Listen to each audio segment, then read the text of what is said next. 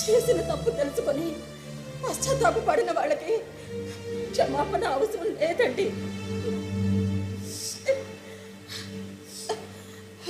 సుగుణ, నువ్వు మళ్ళీ నడవాలి. ఎస్, నువ్వు మళ్ళీ నడవాలి.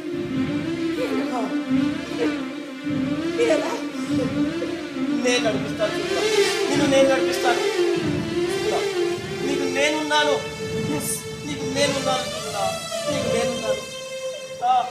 నేనున్నాను.